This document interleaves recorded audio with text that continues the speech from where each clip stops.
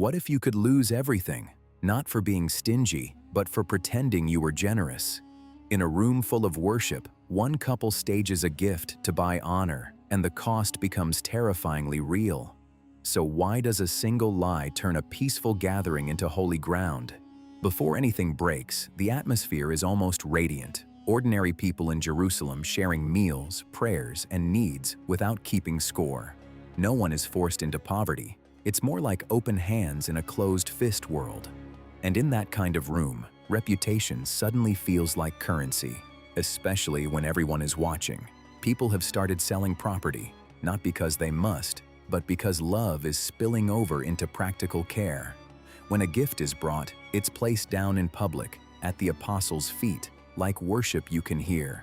It's beautiful, and it's dangerously easy to imitate, because from the outside, sacrifice and performance can look identical.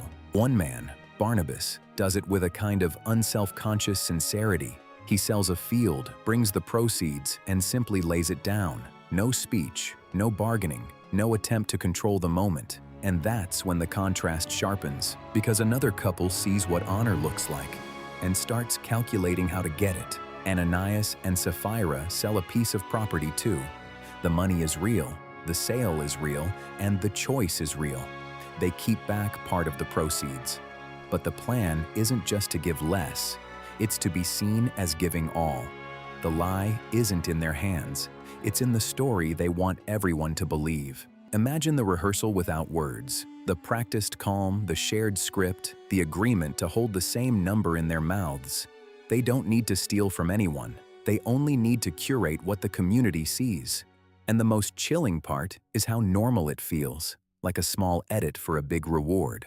But the room they're walking into isn't just social space. Ananias steps into the gathered believers alone, carrying the offering like a statement.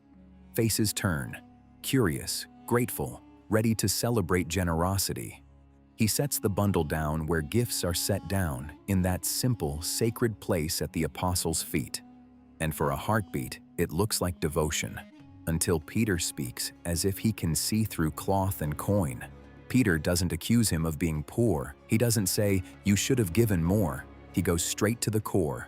Why has Satan filled your heart to lie to the Holy Spirit and to keep back part of the proceeds? The shock isn't that Peter knows, it's what Peter calls it. Not a social fib, a lie aimed at God. Then Peter says, the line that changes how you read the whole story. The property was his. The money was at his disposal. He could have given a little, given none, or given later, and it would have been his right. So why pretend? Because the offering wasn't just money, it was identity, and he wanted the credit without the truth. In that moment, Ananias doesn't argue his case. He doesn't confess. He simply hears the exposure, hearing his own hidden intent named out loud, and his body gives way. He falls down and dies. No spectacle, no theatrics, just sudden finality. And the room that was once warm turns instantly still, like someone blew out every candle at once. Luke's account doesn't linger on the body. It lingers on the reaction. Great fear comes upon everyone who hears. Not panic, reverence. The realization that God isn't a symbol hovering over their meetings. God is present. And if God is present, then worship isn't a stage you can manipulate. But what happens next is even quieter and somehow heavier. A few young men move, fast, careful, wordless. They wrap Ananias in linen, lift him, and carry him out. The community doesn't erupt into debate. Nobody starts a committee meeting. They simply act with the sober efficiency of people who know this is not a moment to perform. And as they disappear through the doorway, the air feels like it's waiting. Somewhere outside, a grave is dug. Inside, the gathering remains, stunned into silence. The apostles don't announce a new rule about giving.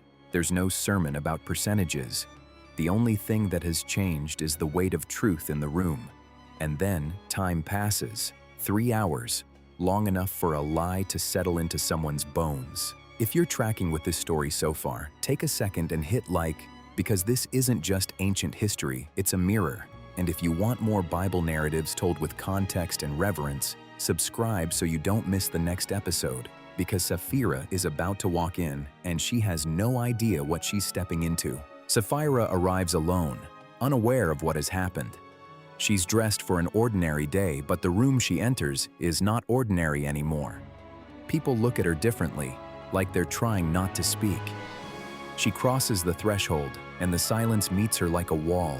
And Peter doesn't rush to accuse. He offers a doorway back to truth. Peter asks one simple question. Tell me whether you sold the land for so much. It's not a trap about economics. It's a mercy about honesty. She could say, no, we kept some back. She could break the agreement right here and be free. But the lie has momentum, 3 hours of commitment, and she chooses to keep it alive with one word, yes. And now the story names what their private plan really was.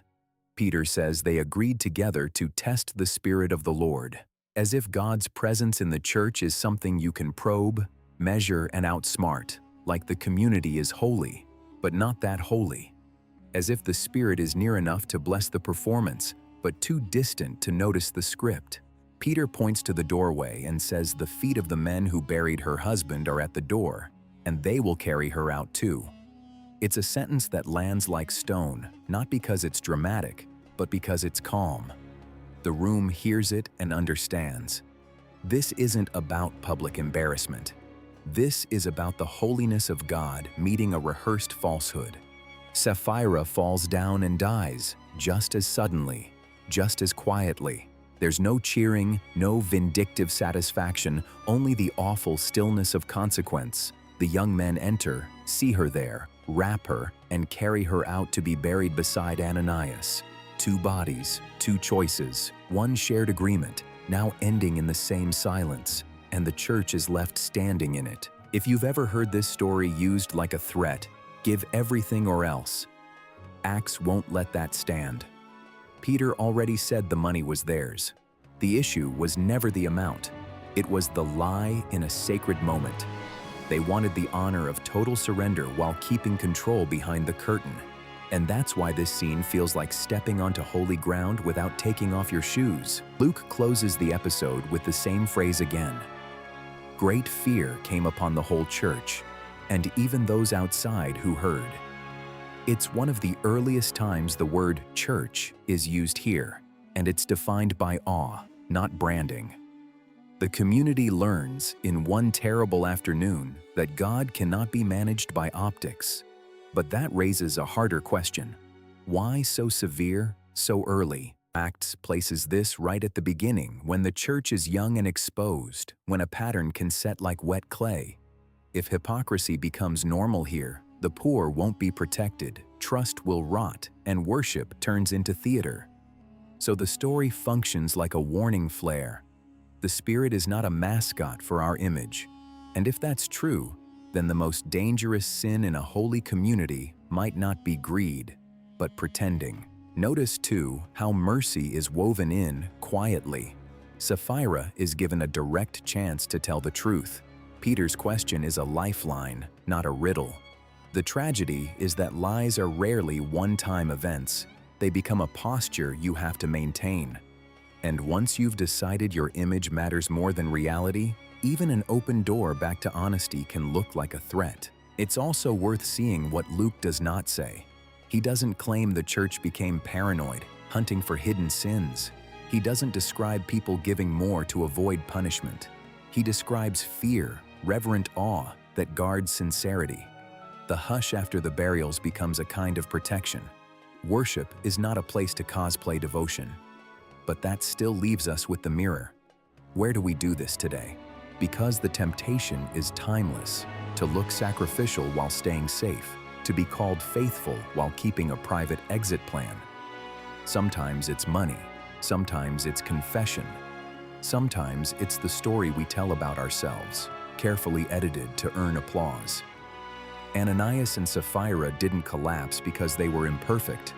They collapsed at the collision point where performance met the living God. And that collision is the part we forget. If the Spirit is truly present, then the church is not just a crowd, it's a sanctuary. And sanctuaries aren't designed for image management, they're designed for truth. The frightening part of Acts 5 isn't that God knows what's hidden. The frightening part is that we sometimes walk in anyway, hoping holiness won't notice.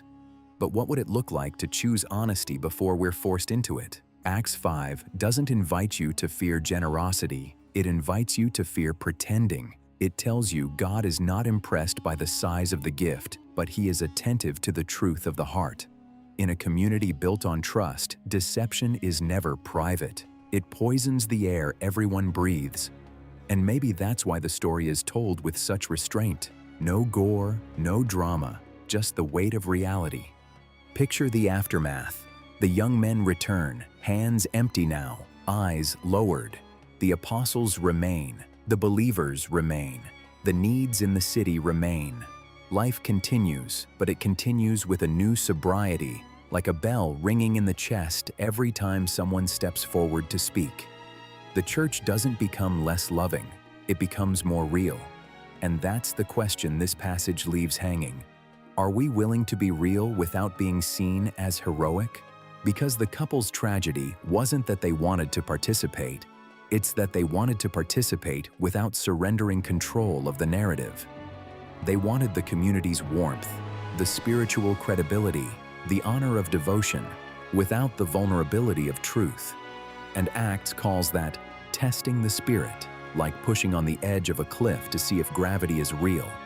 The story insists, it is, and you don't get to negotiate with it. So if you're unsettled, you're reading it correctly. This is meant to sober us, not into hiding, but into honesty. The aim isn't to make you afraid to enter worship. It's to make you stop using worship as camouflage. The early church needed that clarity at its beginning, and we need it now. Because sooner or later, every carefully managed image meets a moment that asks for truth, and that moment doesn't always announce itself. In Acts 5, that moment came as a question. Is this the price? A simple sentence with eternity behind it. And maybe that's the gentlest warning in the whole passage. You might be offered an exit from your lie before anything collapses, a chance to tell the truth while you still can. The tragedy is not that God is harsh. The tragedy is that we sometimes love our performance more than our freedom. But there's one final detail Luke wants you to feel. The story ends without a villain monologue, without a victory lap, without the church congratulating itself. It ends with fear, reverent awe, spreading through the whole community. That's the safeguard. Not suspicion, but holiness. Not control, but truth. And if this passage is doing its work, it doesn't make you point at Ananias and Sapphira. It makes you look down at your own hands and ask what you're really bringing, because the God of Acts 5 is still not manageable. If this story made you pause and examine your own heart, tell me in the comments. Where do you feel pressure to perform spirituality instead of living in truth? And if you want, comment the words, "I won't pretend," below. I read every single comment. Like this video, subscribe for more scripture told with context, and I'll see you in the next one.